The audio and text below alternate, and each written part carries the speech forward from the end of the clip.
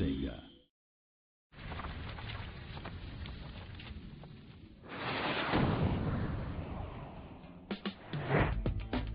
During later stages of the Iron Man game's development, comic book icon Stan Lee and the film's director Jon Favreau were privy to a behind-the-scenes preview.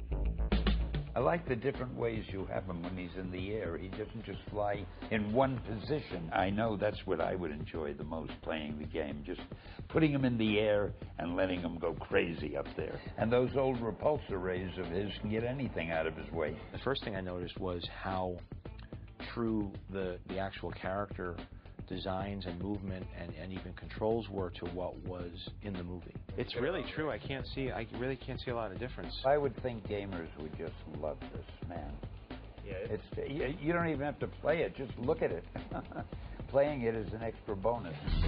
Marvel, Sega, and Secret Level are confident that gamers will feel the same way. That shiny red and gold suit, busting through the atmosphere and the visual effects that come with it is really exciting.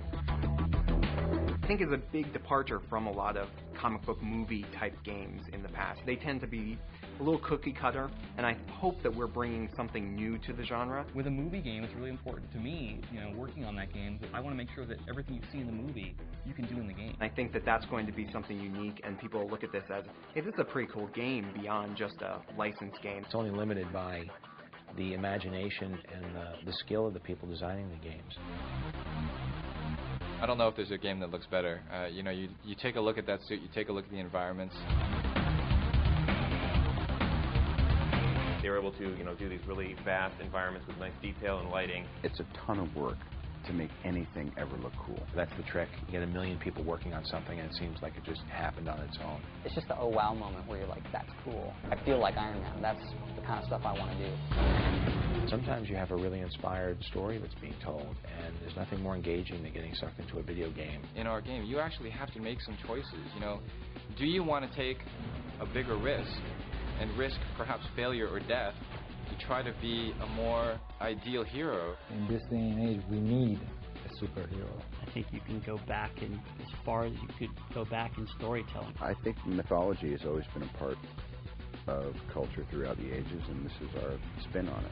Take a couple hours and imagine us in there and imagine us maybe having that kind of power.